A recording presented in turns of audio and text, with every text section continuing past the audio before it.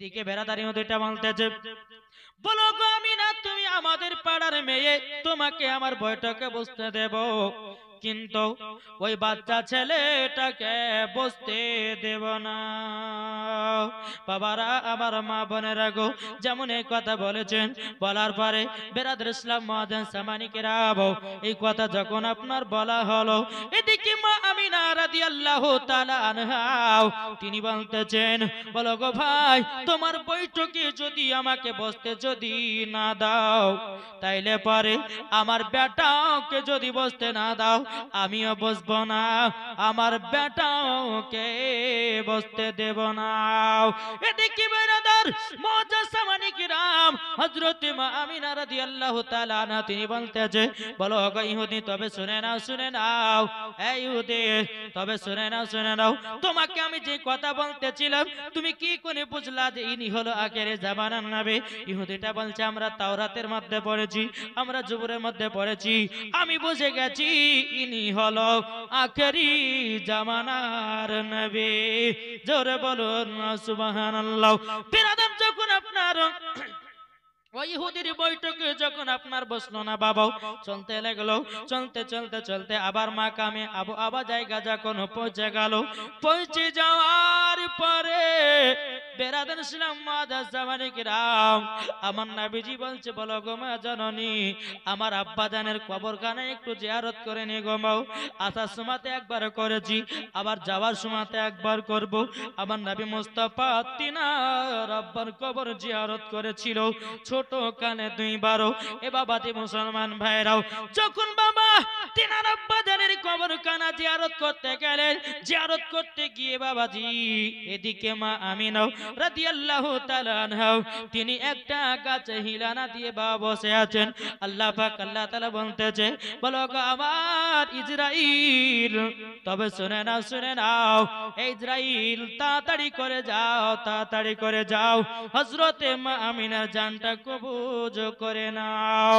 হযরতে ইসরাইল আলাইহিস সালাম বলতেছে, বলে আল্লাহ, ও গো রব্বুল আলামিন, এখন তো নবীজির বয়স মাত্র 6 বছর গো আল্লাহ, এখন যদি তিনার মা জনর ইন্তিকালটা যদি হয়ে যায়, তাইলে তো আমার নবীজি বড় এতিম হয়ে যাবে। আল্লাহ পাক আল্লাহ তাআলা বলতেছে, ও গো আমার ফেরেশতারাও, তবে শুনে নাও, শুনে নাও, আমার এতিমকে যারা সেবা করবে তারাই হবে জান্নাতি। জোরে বলুন না সুবহানাল্লাহ। যারা এতিমকে সেবা না করবে, তারা বাবা কোনোদিন জান্নাতি হতে পারবে না রে বাবা। বেরাদার ইসলাম, যখন বেরাদার হযরতে মা আমিনার জানটা কবজ করে নিয়ে আপনারও হযরতে ইসরাইল আলাইহিস সালাম বাবা আপনার চলে জানো, এদিকে আমার নবী মুস্তাফা এক পা দুপা করে মা জননীর কাছে বাবা মুখে মুখে আপনার তাকাতেছেন। এ বাবাজি, আমার নবীজি বলেছেন, কোন সন্তান যদি সকাল বেলাতে উঠে মায়ের চেহারার দিকে ভালো নজরে তাকায়, একটা মকবুল হজের সওয়াব পাওয়া যায়। তাকালছেন মায়ের দিকে, কি গো, সকাল হলে পরে তো বাবা সিরিয়ালে পালা, তাই না? সকাল হলেই পরে বাবাজি আমরা মাঠের আড্ডায়, সকাল হলে পরে মা বাবাকে দেখার টাইম আছে? সকালবেলা তো উঠে ভালো নজরে মায়ের দিকে এক নজর তাকাবেন, একটা মকবুল হজের নেকি, সব নেকি পাওয়া যাবে। যেরকম এই বাবাজি সোনামানি, বুকে হাত দিয়ে বলবেন যে কোন ছেলে মায়ের দিকে সকালে তাকিয়েছেন? ঘুম ভাঙলে পরে তো আগে মোবাইল নিয়ে বাবা ফেসবুক, তারপরে ইউটিউব, মেসেঞ্জার, চ্যাট করতেই ব্যস্ত।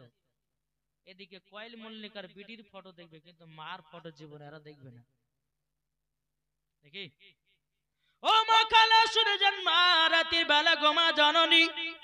এ বাবা, এই জীবনের ভিতরে কথাগুলো না বললে পরে হয় না। কেন? জীবন তো শুধু বলবোই, কিন্তু বেরাদার ইসলাম এই কথাগুলো আমার মা বোনদেরকে না বললে পরে এরা ঠিক রাস্তায় চলবে না। দেখি বলছে, আমার আল্লাহ পাক আল্লাহ তাআলা বলেছেন, মহিলাদের মাথা থেকে নিয়ে পা পর্যন্ত ঢাকা হচ্ছে ফরজ। কোন মায়ের যদি পেট দেখা যায় তাহলে কি হবে? কোন মায়ের যদি শরীরের অঙ্গ প্রত্যঙ্গ দেখা যায়, ওই জায়গাগুলোকে জাহান্নামে পড়াবে। ও মা খালা শুনেছেন মা, রাতের বেলায় মা জননী, এই আমার মা বোনেরা স্বামীর সম্মুখে এদেরকে সাজতে ভালো লাগে না।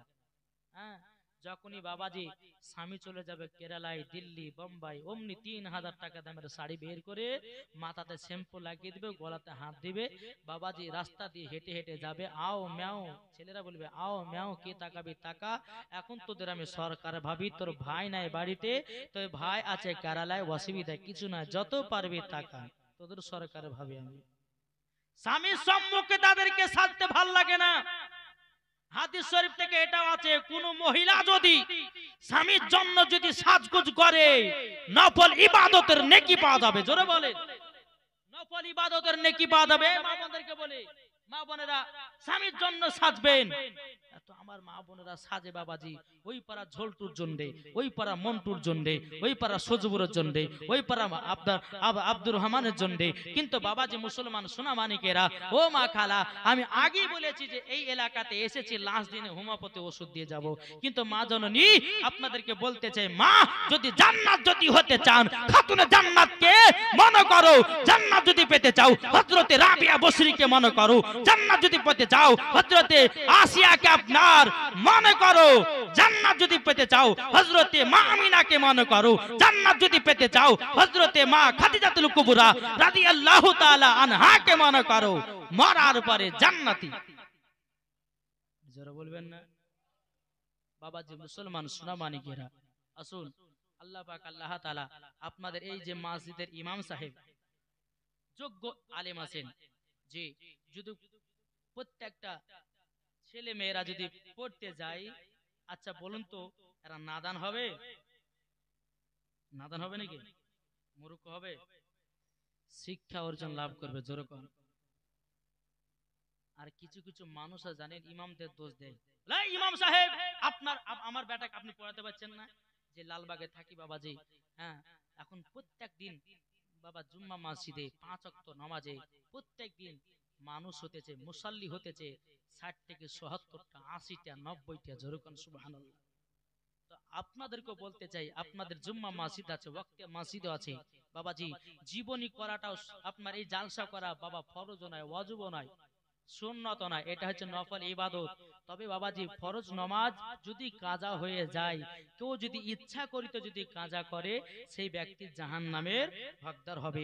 তাই বাবাজি মুসলমান সোনা মানিকেরা, জীবন শুনলেন 5 ওয়াক্ত নামাজি হন, জীবন শুনলেন মুখে দাড়ি ছাড়েন, জীবন শুনলেন আমার নবী মুস্তাফা দুনিয়াতে কেমন ভাবে চলেছেন, সেই রকম ভাবে তোমরাও চলো, মরার পরে জান্নাতি হওয়া যাবে। জোরে বলেন বাবাজি। যাই হোক, একবার দূর পড়ুন, আল্লাহুম্মা সাল্লি আলা সাইয়্যিদিনা মাওলানা মুহাম্মদ ওয়া আলা আলি সাইয়্যিদিনা মাওলানা মুহাম্মদ সাল্লাল্লাহু তাআলা আলাইহি সাল্লাম। বাবারা আমার মা বোনেরা গো, আমার নবী মুস্তাফা যখন বাবা আমার চেহারার দিকে তাকিয়েছেন বেরাদার, যখন বাবা তাকালো বেরাদার মা জননীর কাছে বসে গেল। বেরাদার আমার নবীজি হযরতে মা আমিনা রাদিয়াল্লাহু তাআলা আনহার চেহারার দিকে বাবাজি টুক টুক টুক টুক করে তাকাতেছে।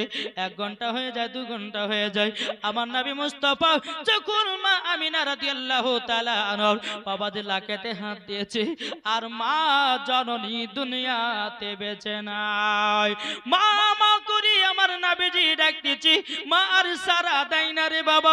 এই বেরাদের ইসলাম মজা সামানি কিরাম, আল্লাহ পাক আল্লাহ তাআলা বলতেছো আমার বান্দা বান্দিরাও, তোমরা যদি মা বাবাকে যদি মোহাব্বত করতে পারো, আমার নবীজি বলেছেন ওই ব্যক্তি মরার পরে জান্নাতি।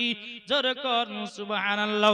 এখন যুবক ছেলেদেরকে দেখা যায় যে মা জননীর জন্য একটা আপেল নিয়ে আসে না, ওই মা জননীর জন্য বাবাজি কমলা নিয়ে আসে না, ওই মা জননীর জন্য একটা বছর শাড়ি দেয় না। কিন্তু বাবাজি ওই যুবকটা তার বিবিকে খুশি করার জন্য 2000-3000 টাকা দামের শাড়ি বাবাজি বিবিকে খুশি করার জন্য নিয়ে আসে। কিন্তু ভাই রে ভাই, যেই মা জননী তোমাকে 10 মাস 10 দিন গর্ভে রাখলো, তুমি রাত্রিবেলায় মার পেটেতে লাথি মেরেছো, মা জননী কত কষ্ট সহ্য করে নিয়েছে। ওগো ভাইরাও, মার কথা ভুলে যেও না, মাকে মনে রাখো, মরার পরে জান্নাতি। শুধু বিবির তাবেদারি করো না, আমি এটা বলতে চাইছি না বিবিকে ভালোবাসো না, এই কথা বলতে চাইছি না। মাকে মার জায়গাতে রাখো, বাবাকে বাবার জায়গাতে রাখো, বিবিকে বিবির জায়গাতে রাখো, বোনকে বোনের জায়গাতে রাখো, ভাইকে ভাইয়ের জায়গাতে রাখো, বন্ধুকে বন্ধুর জায়গাতে রাখো। বাবাজি মরার পরে জান্নাতি হয়ে যাবে। এখনকার আমাদের সমাজের বুকে দেখা যায় মা বাবার কোনো সম্মান নাই রে বাবা। মা বাবা শুয়ে আছে কুড়ো ঘরে, বেটারা শুয়ে আছে দুই তলা ছাপ্পর ঘাটে। কি গো, কথাগুলো ঠিক বলছি না খারাপ বলছি? জি বাবা, যে মুসলমান ভাইরাও, এ সোনা মানিকেরা, আমার মা বোনেদের জন্য কিছু কিছু ছেলেদের অভ্যাস খারাপ হয়। কোন মা যদি গর্ভে সন্তান নিয়ে মেলাতে ঠেলা খায়, কোন মা যদি সন্তান গর্ভে সন্তান নিয়ে যদি সিরিয়াল দেখে বেড়ায়, কোন মা জননী গর্ভে সন্তান নিয়ে যদি বেড়াতে ইসলাম চুরি চামারি করে বেড়ায়, ওই মহিলার গর্ভে যখন বাচ্চা আসবে, ওই বাচ্চা আসার পরে নেকবান্দা হবে না, ওই বাচ্চাটা বড় হবে, চারতলা বাড়ি করবে বাবা। চারতলা বাড়ি করার পরে সামনে লিখবে মা বাবার আশীর্বাদ, এই বাড়িতে সবাই আসবে, শুধু বুড়ো আর বুড়িবা।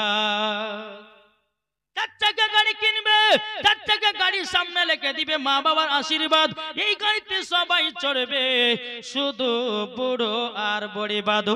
ওগো মা জননী, আপনার দোষ থেকে আপনার সন্তান খারাপ হয়েছে।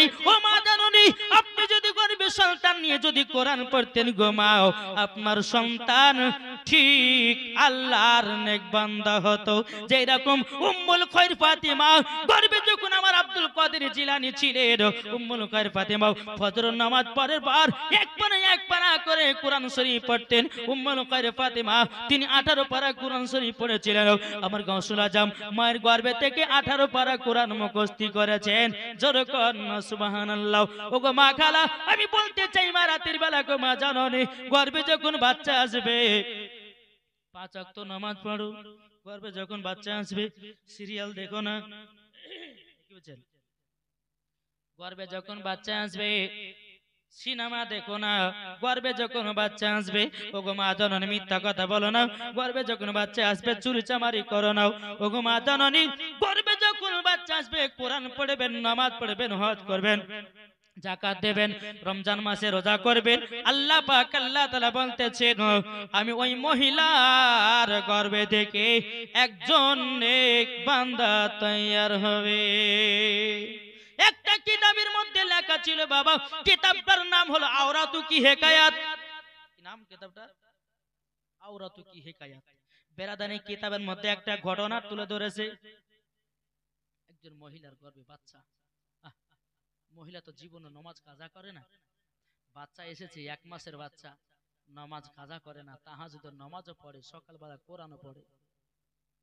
জি ফেরাদুল ইসলাম মুআদ্দাস সামানী কিরাম কোরআনও পড়তেছে, নামাজও পড়তেছে, বেরাদার রমজান মাসে রোজাও করতেছেন। জোরে বলেন।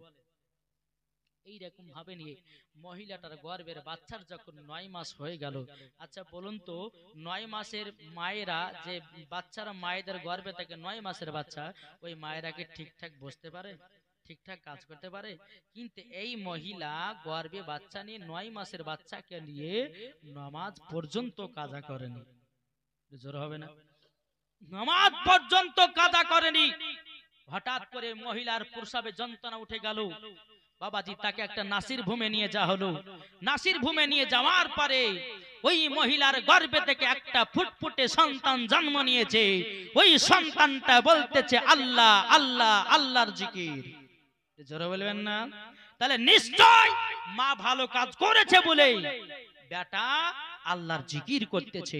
মা যদি সিরিয়াল দেখে তো বেটাও দুনিয়াতে এসে সিরিয়াল দেখবে, মা যদি চুরি করে তো বেটা বেটিও এসে চুরি করবে, ঠিক কিনা?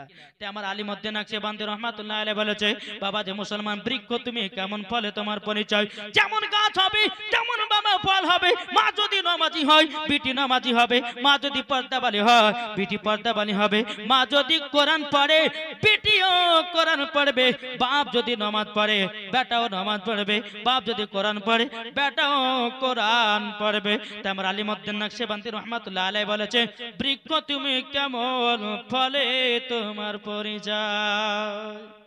এ সোনা মানিক হুকুমা কালা শুনে জন্ম রাতের বেলা ঘুমা জাননীরাও একবার কবরকে স্মরণ করুন। মরণ কার কখন চলে আসবে কেউ বলতে পারবে না। রাস্তায় চলতে চলতে মরণ হবে, আপনার গাড়িতে চলতে চলতে মরণ হবে, খেতে খেতে মরণ হবে। বাবাজি হঠাৎ করে মরণ হয়ে যাবে। যেরকম বাবা আজকে আমি একটা হঠাৎ করে মানুষকে মাটি দিয়েছি আমার জুম্মা মসজিদে, জি আজকে 2টোর সময়তে মাটি হলো। ওই মহিলাটা বেরাদ ইসলাম কালকে কালকে প্রায় 10টা থেকে 11টার দিকে একটা মসজিদে মিনার করা হয়েছে, বুঝলেন। ওই মিনারে প্রায় কমসে কম 3 থেকে 4 লাখ টাকা খরচা। ওই মহিলাটা আজকে কালকে সকাল বেলাতে বলছে, হুজুর আমি এই মিনারের জন্য আমি মনে মনে ভাবছিলাম যে 40,000 টাকা দিব, 50,000 টাকা দেব, কিন্তু 50,000 তো দিতে পারলাম না। আজকে আমি 10,000 টাকা দিলাম। আল্লাহর কাছে একটু দোয়া করবেন, আল্লাহ যেন আমাকে জান্নাতি দান করে। যেরকম সুবহানাল্লাহ।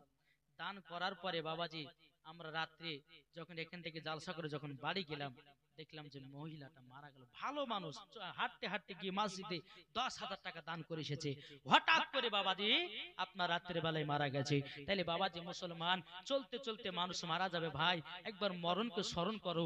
আমার নবীজি বলেছে যেই ব্যক্তি মরণকে স্মরণ করে তার দ্বারাতে গুনহার কাজ বলতে কোনো জিনিস নাই।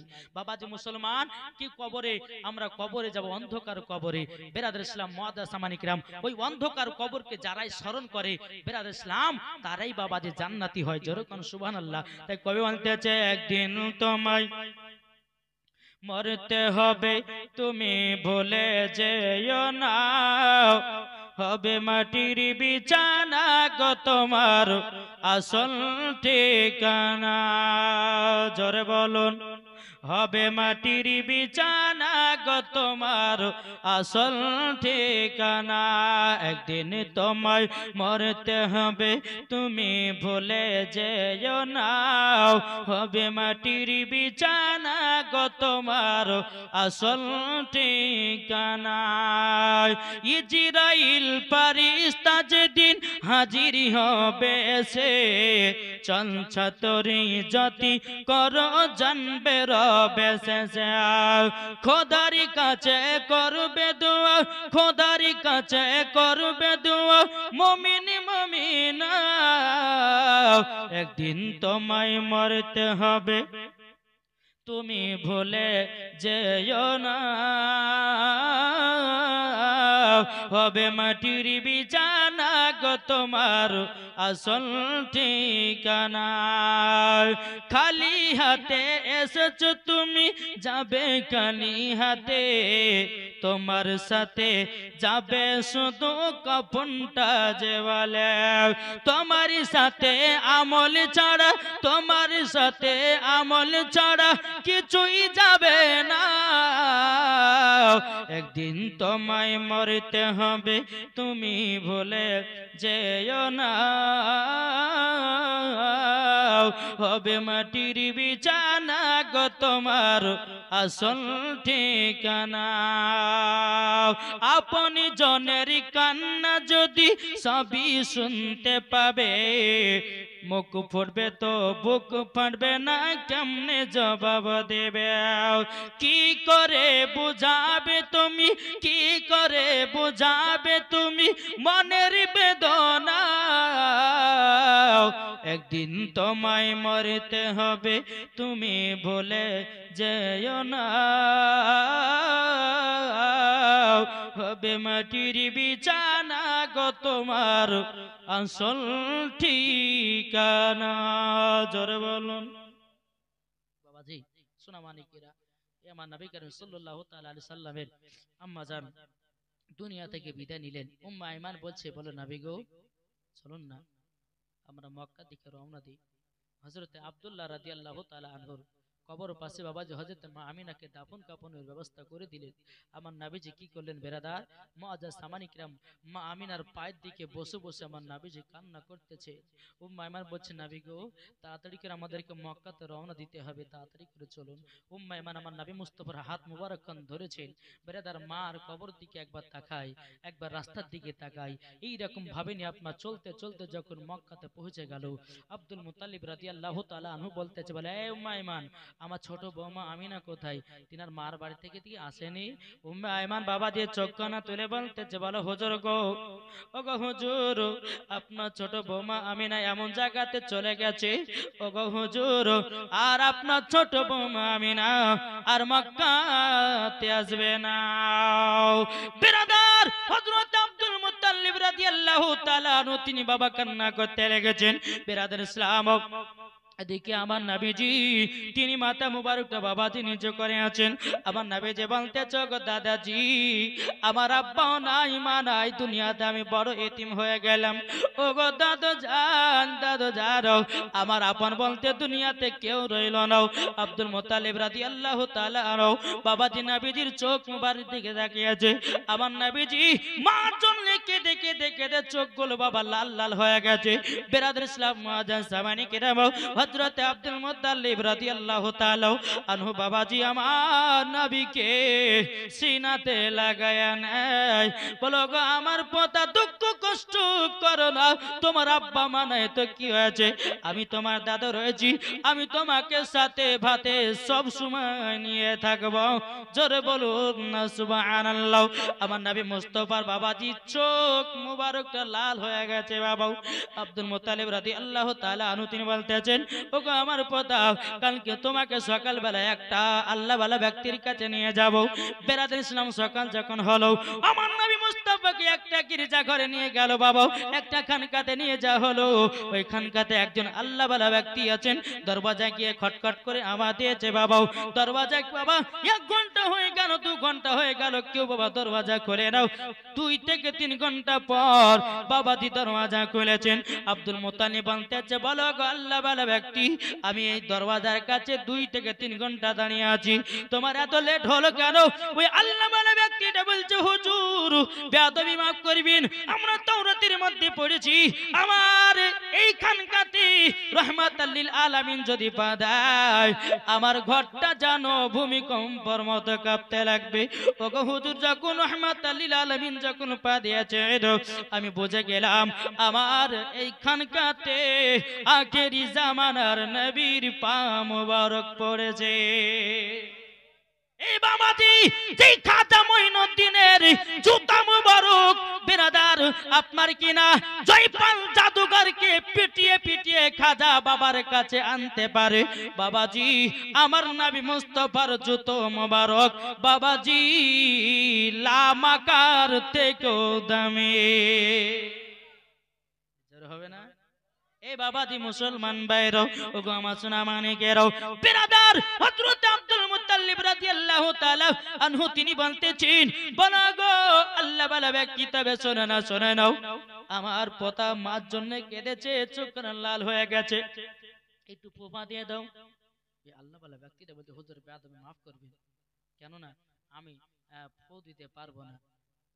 বলে কেন? বলে ইনি হচ্ছেন আখির জামানার নবী, এখন যদি ইনার চোখ মুবারকে ফু লাগায় তো ওই কাফেরের দলেরা ইহুদির লোকেরা বলবে যে একজন আল্লাহওয়ালার ব্যক্তির কাছে নবীজি চোখ ভালো করেছিল, বলবে বলবে না? বলে আমি ভালো করব না। বাবাজি মুসলমান ভাইরাও আব্দুল মুত্তালিব রাদিয়াল্লাহু তাআলা আনহু তিনি বলতেছেন, বলো গো আল্লাহওয়ালা ব্যক্তি তবে বলো না আমার পোতার চোখের লালটা কাটবে কেমন? ওই আল্লাহওয়ালা ব্যক্তিটা বলছে, হুজুর আপনার সঙ্গে যিনি আছেন 1,24,000 পয়গম্বর মতান্তর 2,24,000 পয়গম্বরদের নেতা নবী। আপনি বাড়িতে নিয়ে যান, নিয়ে যাওয়ার পরে আমার নবী মুস্তাফার থুতু মুবারক আমার নবীজির চোখ মুবারক লাগায় আনেন। বাবাজি মুসলমান ভাইরাও, যখন বাবাজি চোখ মুবারকে আপনার কিনা থুতু মুবারক লাগায় নিয়েছে, আল্লাহর কি কুদরত! আমার নবী মুস্তাফার থুতু মুবারকের পাওয়ারে বেরাদার আমার নবীজির চোখ কান ভালো হয়ে যায়। এটাই হলো আমাদের নবী। এই বাবা, যে নবী মুস্তাফা মদিনার একটা ইন্দারা ছিল, ওই ইন্দারার পানি কেউ পান করতে পারতো না বাবা, এত গন্ধ করতে, এত গন্ধ করতো। আমার নবী মুস্তাফা ওই ইন্দারাতে যদি একটু থুতু মুবারক ফেলে দিয়েছে বাবা, ওই কুয়ার পানি মিষ্টি হয়ে গেছে। এরই নাম হচ্ছে রহমতের নবী, এরই নাম হচ্ছে নূর মুজাসসাম, নবী কামলিওয়ালা, মক্কি সরদার, আহমদে মুখতার, নবী মুহাম্মদুর রাসূলুল্লাহ। জোরে বলেন। বেরাদার ইসলাম, মুআজ্জাজ সামারি কিরাম, আসুন বাবা, বলতে গেলে অনেক জীবনী বাকি আছে। যেহেতু কমিটি ভাইরা বলেছে নবীজির ইন্তিকালের ঘটনা শুনবো, শুনতে রাজি আছেন? কে কে শুনবেন না হাত তুলেন তো দেখি। দেখেন এর বানা বাড়ি যাবে নাকি? জি বেরাদার, আমার নবী মুস্তাফার যাক এদিকে বাবা নবুয়তের ঘটনা ছিল। আমার নবী মুস্তাফা সাল্লাল্লাহু তাআলা আলাইহি সাল্লামের যখন বাবা 40 বছর যখন হলো, এখন কিছু ওয়াহাবী দলেরা, ফারাজি দলেরা বলে নবী নাকি 40 বছরে নবী হয়েছে। জোরে কোন আস্তাগফিরুল্লাহ। এই বোকা শোন, হযরতে মারইয়ুম আলাইহিস সালামের গর্ভে থেকে বাবাজি হযরতে ঈসা আলাইহিস সালাম দুনিয়াতে আগমন করেছে বিনা পিতার দ্বারাই, তাই না? তো বাবাজি মুসলমান, ঈসা নবী বলতেছে আমার মায়ের গর্ভে থেকে নবী হয়ে দুনিয়াতে আগমন করেছি। তাইলে বাবাজি আমার নবীর উম্মত হলো ঈসা নবী। এই কথা বলেন না কেন? আমার নবীর উম্মত হলো ঈসা নবী। তাহলে ঈসা নবীর উম্মতের পাওয়ার যদি এত হতে পারে, তাহলে আমার নবী মুস্তাফার পাওয়ার কত হতে পারে? জি, ঈসা নবী যদি আপনার নিজের মায়ের গর্ভে থেকে নবী হয়ে দুনিয়াতে আগমন করে, বেরাদার ইসলাম, আমার নবী মুস্তাফা আগে থেকে নবী ছিল। এটাই হচ্ছে বাবা সুন্নিদের আকীদা। জোরে বলেন। নাকি বলছেন? এটাই সুন্নিদের আকীদা। তো বাবাজি মুসলমান, যাই হোক, আল্লাহ পাক আল্লাহ তাআলা যেন আমাদের সকলকে নবীজির গোলাম বানিয়ে নেয়। জোরে কোন আল্লাহুম্মা আমিন, আল্লাহুম্মা আমিন। একবার দরুদ পড়ুন, আল্লাহুম্মা সাল্লি আলা সাইয়্যিদিনা মাওলানা মুহাম্মদ ওয়া আলা আলি সাইয়্যিদিনা মাওলানা মুহাম্মদ সাল্লাল্লাহু মুহাম্মাদিন সাল্লাল্লাহু মুহাম্মদ হরদম জবান সে লিখলো পাক নামে মুহাম্মদ সাল্লাল্লাহু তাআলা আলাইহি সাল্লাম। বাবা এদিকে সব জীবন ছেড়ে দিলাম। আমার নবীজির ইন্তিকালের 7 দিন আগে কি ঘটেছিল? আমার নবীজির ইন্তিকালের আগে 7 দিন আগে কি ঘটনা ঘটেছিল? বেরাদার, সমস্ত মদিনাবাসীরা, নবীর সাহাবীরা মসজিদে নববীতে এসে উপস্থিত। একদিন হয়ে যায় নবীর সাহাবীরা পানিও পান করে না, খাবারও খায় না। বেরাদার ইসলাম, মুআজ্জাজ সামানি কিরাম, আল্লাহ পাক আল্লাহ তাআলা বলতেছেন, যারা নবীকে মোহাব্বত করে নিয়েছে বাবা, মরার পরে জান্নাতি। জোরে কর না সুবহানাল্লাহ। বেরাদার ইসলাম, মুআজ্জাজ সামানি কিরাম, একদিন হয়ে গেল, কিন্তু বেরাদার নবীর সাহাবীরা মসজিদে নববী থেকে যায় না। ডানে আছে আবু বকর, বামে আছে আপনার কি ওমর ফারুক। বেরাদার ইসলাম, মুআজ্জাজ সামানি কিরাম, এ বাবাজি আমার নবীজি বলতেছে, বলো গো আমার সাহাবীরা, তোমরা কেন মসজিদে নববী থেকে যাও না? কিসের জন্য? খাবার খাওয়া ছেড়ে দিয়েছো, পানিও পান করা ছেড়ে দিয়েছো, কি ব্যাপার? বাবাজি একদিন চলে গেল, দুদিন চলে গেল, 3 দিন পর্যন্ত বাবা আমার নবীর সাহাবীরা মসজিদে নববীতে বসে। বেজার হবে না? নবীকে কত মোহাম্মত করত। এই বাবা, আমরা মানুষের শ্রেষ্ঠ জীব হইয়া নবীকে চিনলাম না। এই নবীর জন্য বাবাজি এই নবীকে চিনেছে একটা শুকনো কাঠ। জোরে বলবেন না? কে চিনেছে? শুকনো কাঠ। ওই গাছটার নাম ছিল বাবাজি উস্তুনে হান্নানা। জোরকান সুবহানাল্লাহ। আমার নাবিজির মোহাব্বতে গাছটা কান্না করতে আছে।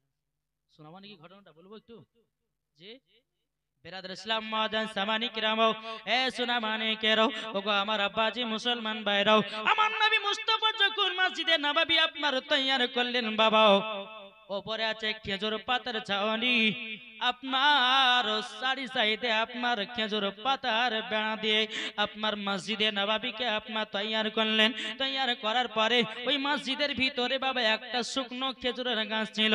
প্রত্যেক দিন জুম্মাতি বাবা ওই খেজুরের গাছে হিলানা দিয়ে আমার নবীজি খুতবা দিতেন। একজন সাহাবী এটা উঠে বলছে, ইয়া রাসূলুল্লাহ, ইয়া হাবিবাল্লাহ, নবী গো, আপনি যদি হুকুম দেন, আপনি যদি অর্ডার দেন গো নবী, আপনার জন্য একটা মেম্বার তৈয়ার করে নিয়ে আসবো। এই মেম্বার মানে কি? যেখানে ইমাম সাহেব দাঁড়িয়ে খুতবা দেয়, ওটা কি বলেন আপনারা? মেম্বার বলেন না? বেরাদান ইসলাম মুআদ্দিন সাবানি কিরামাও, যখন বেরাদান তারপরে জুম্মাতে ওই সাহাবীটা আপনার মেম্বার বানিয়ে নিয়ে এসেছেন। নিয়ে আসার পরে আমার নবীকে বলতেছেন, ইয়া রাসূলুল্লাহ, ইয়া হাবিবাল্লাহ, নবী গো, আপনার জন্য মেম্বার বানিয়ে নিয়ে এসেছি। খেজুরের গাছটা বাবাজি শুকনো খেজুরের গাছ। আমার নবী মুস্তাফা যখন আপনার মেম্বার ওঠার পরে বাবা খুতবা দিতে লেগেছে, বেরাদার গাছটা কান্না করতে লেগেছে। আমার নবীজি বলছে, বলো গো আবু বকর, কি ব্যাপার, কিসের কান্নার আওয়াজ আসতেছে? বেরাদা আমার আবু বকর সিদ্দিক রাদিয়াল্লাহু তাআলা আনহু, তিনি আপনার বেরোলেন। বেরানোর পরে বাবা খুঁজে খুঁজে পাওয়া যায় না। কি ব্যাপার, এত সুন্দর গুনগুন গুনগুন কান্নার আওয়াজ আসতেছে? বেরাদার খোঁজাখুঁজি করতে করতে বাবা একটা শুকনো খেজুরের কাঠ থেকে কান্নার আওয়াজ। বাবাজি হযরত আবু বকর সিদ্দিক রাদিয়াল্লাহু তাআলা আনহু তিনি বলতেছেন, বলো গো নবীজি, একটা শুকনো খেজুরের গাছ কান্না করে। আমার নবী মুস্তাফা সাহেবেল আওলাদ সাল্লাল্লাহু তাআলা আলাইহি ওয়াসাল্লাম তিনি বাবাজি কি করলেন? ওই খেজুরের গাছের কাছে গেল। শুকনো খেজুরের কাছে যাওয়ার পরে আমার নবীজি ওই গাছটাই বাবা হাত বোলাতেছে। যেমন বাবা হাত বুলিয়ে দিয়েছি, বেরাদার গাছটার কান্না থেমে গেছে, কিন্তু বাবাজি হাঁপানি থামে নাই। হেঁচকে থাকে না? বাচ্চাদেরকে দেখেন মারলে পরে মা যদি বলেছে পেটে এ দুধ পান কর, দেখবেন বাচ্চাটা এত কান্না করেছে, দুধ পান করছে, কিন্তু একটা হেঁচকুনি উঠে না, কিন্তু ওই রকম হেঁচকুনি উঠতেছে। বেরাদার ইসলাম মুআদ্দিন সামানি কিরামাও, আমার নবীজি বলছে, গাছ তুমি কান্না করছো কেন? কান্না করছো কেন? গাছটা বলতেছে, গো নবীজি, আপনি আমাকে প্রত্যেক জুম্মাতে হিলানা দিয়ে খুতবা দিতেন, আমার কত আনন্দিত হতো, আমার কত খুশি হতো। ওগো নবীজি, আজকে নতুন মেম্বার পেয়ে আমাকে আর নিলেন না, তার জন্য আপনার বিরহে কান্না করতেছি। ওগো নবী, আপনাকে আমি এতটাই মহব্বত করেছি।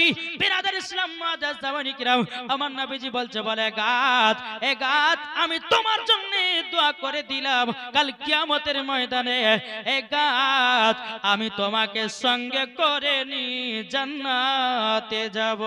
জোরে বলুন না সুবহানাল্লাহ। এই গাছটার নাম ছিল বাবাজি উস্তুনে হান্নানা। বেরাদার ইসলাম, এই খেজুরের গাছটা হবে জান্নাতি। জোরে বলুন না সুবহানাল্লাহ।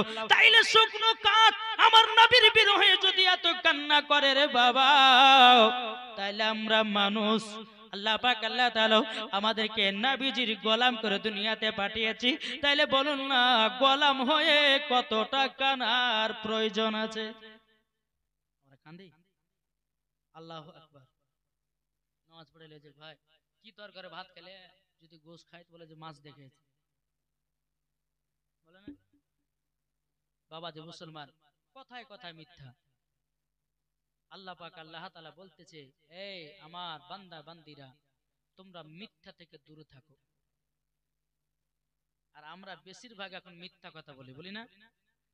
বেরাদান ইসলাম মুআদ্দিন সামানি কিরামাও, এ সোনা মানে কেরো, আমার নবী মুস্তাফা সাল্লাল্লাহু তাআলা আলাইহি সাল্লাম তিনি বাবাজি মসজিদে নববীতে যে সমস্ত সাহাবীরা আপনার 3 দিন পর্যন্ত আপনার নবীর দিকে আপনার চেয়ে তাকিয়ে আছেন, আমার নবীজি বলছেন, বলো গো সাহাবীরা তোমরা কিসের জন্য ওঠো না, কিসের জন্য ওঠো না? তখন বেরাদর ইসলাম মুআজ্জিন সামানি কিরাম সমস্ত সাহাবীরা বলছে, ওগো নবীজি, নবীজি আমরা শুনতে পেলাম আপনি নাকি দুনিয়া থেকে পর্দার আড়াল হবেন। ওগো নবীজি, তার জন্য আমরা 3 দিন পর্যন্ত আপনার কাছে আসে। আমার নবীজি বলছেন, ও সাহাবীরা তোমরা তো পানি পান করো না, তোমরা তো খাওয়া দাওয়া করো না। সমস্ত সাহাবীরা বলছে, নবী গো আপনার চেহারা মোবারক দেখলে পরে পিপাসা লাগে না। নবী আপনার চেহারা মোবারক দেখলে পরে আমাদেরকে খিদা লাগে না। বাবাজি মুসলমান, হযরত ওমর ফারুক রাদিয়াল্লাহু তাআলা আনহু তিনি বলতে গো নবীজি গো, আপনাকে আমরা একবেলা যদি না দেখতে পাই আমাদের মনটা বড় খারাপ হয়ে যায়। ওগো নবীজি আপনি তো দুনিয়া থেকে পর্দার আড়াল হচ্ছেন গো নবী, আমরা কবরে কিভাবে থাকবো? ওগো নবীজি আপনার সঙ্গে কিভাবে সাক্ষাৎ করব? আমার নবী মুস্তাফা সাল্লাল্লাহু তাআলা আলাইহি সাল্লাম বলেছে, বলো গো আমার সাহাবীরাও তোমরা শুনে রেখে দাও, তোমরা যদি আমার সঙ্গে দিদার করতে যাও রাত্রে বেলা তাহাজ্জুদের নামাজ পড়ো, 101 বার দুরূদ শরীফ পাঠ করো, আমার নবীজি বলতেছে সে যদি মুমিন মুসলমান হয় আমার নবীজি স্বপ্নেতে দিদার করবে। তাই কবি বলতেছে, স্বপ্ন আমি দেখি সোনার মদিনা, জোরে হবে না? ও মন নবীর দেশে চলো না, জিয়ারত ওই মদিনা, স্বপ্ন আমি দেখি সোনার মদিনা। নবী আমার নূরের তরি দু জাহানে নূরের রবি, জোরে বলুন। নবী আমার নূরের তরি দু জাহানে নূরের রবি, সেই নবীকে দেখার পরে মন হলো মোর দিওয়ানা, স্বপ্ন আমি দেখি সোনার মদিনা। ও মন নবীর দেশে চলো না, জিয়ারত ওই মদিনা, স্বপ্ন আমি দেখি সোনার মদিনা। জোর বলুন। টাকা করি নাই যে আমার শখ জেগেছে মদিনা যাওয়ার, টাকা করি নাই যে আমার শখ জেগেছে মদিনা যাওয়ার, কত আশা আছে ওগো কবুল করো রব্বানা, স্বপ্ন আমি দেখি সোনার মদিনা। ও মন নবীর দেশে চলো না, জিয়ারতে ওই মদিনা, স্বপ্ন আমি দেখি সোনার মদিনা। জোরে কোন সুবহানাল্লাহ। বাবাজি শোনা মানিকেরা, এদিকে আবু বকর সিদ্দিক বলছে, বলে হুজুর গো দুনিয়া থেকে পর্দার আড়াল হবে। হুজুর ইয়া রাসূলুল্লাহ, ইয়া হাবিবাল্লাহ, নবী গো কোন কোন ব্যক্তিরা জান্নাতি হবে আর কোন কোন ব্যক্তিরা জাহান্নামী হবে হুজুর একটু যদি অনুভব দিতেন তো আমরা সেই রকম ভাবে চলতাম। আচ্ছা সাহাবীরা কি কোনো গুনার কাজ করে? কোনো গুনার কাজ করে না, তবু বাবা কবরের কত ভয়। আর আমরা মুসলমান বাবা, হ্যাঁ 5 ওয়াক্ত নামাজ সঠিকভাবে আদায় করতে পারি না, তবু কিন্তু আমরা কবরে ভয় করি না। কোন মানুষ যদি মারা যায় কবরে মাটিতে যায়, কাল থেকে নামাজ পড়বো, মাটি দেওয়া শেষ, নামাজ পড়াও শেষ, ঠিক কি না বাবা? যে মুসলমান সোনা মানিকেরা আসুন, আমার নবীজি বলতেছেন যার ভিতরে 4টা জিনিস থাকবে, যার ভিতরে 4টা জিনিস থাকবে তার জীবনে মরার পরে জান্নাত তো দূরের কথা, জান্নাতের গেট পর্যন্ত দেখা তার নসিবে জুটবে না। আমার নবীজি বলতেছে সাহাবীদেরকে, বলে শোনো এই 4টা জিনিস যার ভিতরে থাকবে সে কখনো জান্নাতি হবে না। হযরতে ওমর ফারুক রাদিয়াল্লাহু তাআলা আনহু তিনি বলতেছে, ওগো নবীজি, ওগো নবীজি কি 4টা জিনিস? শুনতে রাজি আছেন? বেরাদার ইসলাম মুআজ্জিন সামানি কিরাম, 4টা জিনিস হলো, 1 নম্বর বাবাজি লোভ। কি বললাম? 1 নম্বর লোভ। দ্বিতীয় নাম্বার বাবা যে কি মুনাফিক। 3 নাম্বার হলো গীবাত। 4 নাম্বার হলো মিথ্যা কথা। এই 4টি যার ভিতরে থাকবে মরার পরে জান্নাতি হতে পারবে না। বেরাদর ইসলাম মুআজ্জিন সামানী কিরাম, এ বাবা লোভ কাকে বলে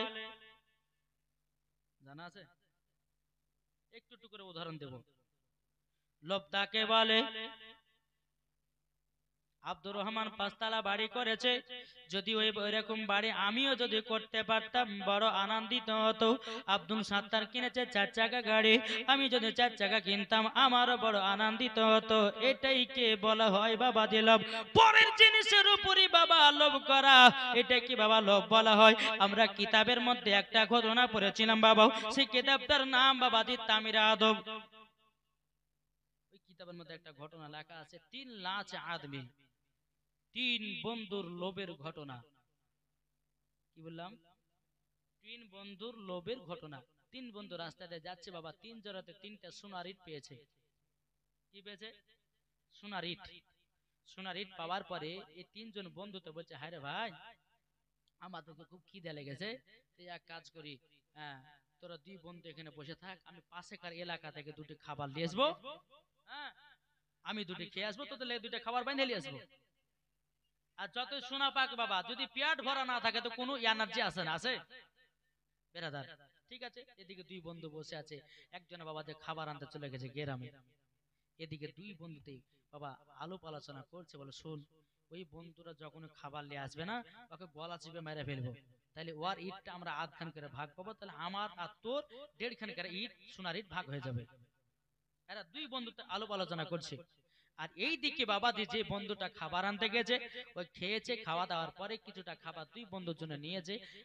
রাস্তাতে আস্তে আস্তে আস্তে বাবাজি তার নিয়তটা বদলে গেল, কি রে আমি যদি খাবারে বিষ মিশিয়ে দিতে পারি তাইলে পরে আমি ওই সোনার ইট খান 2টা পেয়ে যাব। এ কি করেছে বাবা, ওই খাবারে বিষ মিশিয়ে দিয়েছে। বিষ মিশিয়ে দেওয়ার পরে চলে যায় যেতে যেতে বন্ধুদের সঙ্গে সাক্ষাৎ, 2 বন্ধুতে মিলে তাকে আপনার মেরে ফেলেছে বাবা। মেরে ফেলার পরে বেরাদর ইসলাম মুআজ্জিন সামারীকে, ভাই খুব আনন্দিত, খুব খুশি, আমরা আধখান করে ইট সোনার ইট ভাগ পাবো, আগে চলো 2টি করে খাওয়া দাওয়া করে নি। যখনই বাবা যে 2 বন্ধুতে খাওয়া দাওয়া করতে গেছে, বাবা যে 2 জনাতে পটল তুলেছে, তাহলে সোনার ইট কেউ পাইলো? জি, লোভে পাপ, পাপে মৃত্যু, তাই না বাবা? যে লোভ জিনিসটা খুব খারাপ। আল্লাহ আপনাকে যেটা দিবে সেটা নিয়ে আপনাকে সন্তুষ্ট থাকতে হবে।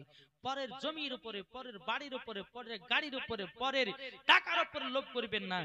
লোভ করতে গেলে মরণ হবে বাবাজি। তাই 1 নাম্বার হচ্ছে লোভ, 2 নাম্বার হচ্ছে বাবা যে মুনাফিক। মুনাফিক কাকে বলে জানেন? কি গো জানেন? এখন দেখেন বলেছি এর কথা ওয়াকে লাগা, যেরকম এই মৌলানা সাহেবের সাথে আপনাদের মসজিদের ইমামের সাথে আমার বন্ধুতালি আছে, বুঝলেন? তো এখানকার মধ্যে আছে বলছে মৌলানা ওবায়দুল ইসলাম, আমাদের মসজিদের ইমাম সাহেব কি বলে জানেন? বলে আপনাকে পেলে পরে কেলাতো। আমার সামনে এসে বলছে, আর আমার সামনে কথাটা বলার পরে আপনাদের ইমাম সাহেবের কাছে গিয়ে বলছেন, জানেন মৌলানা ওবায়দুল ইসলাম কি বলেছে? আপনাকে পেলে পরে আপনাকে ধরে কেলাতো। তাহলে দুজনের ভিতরে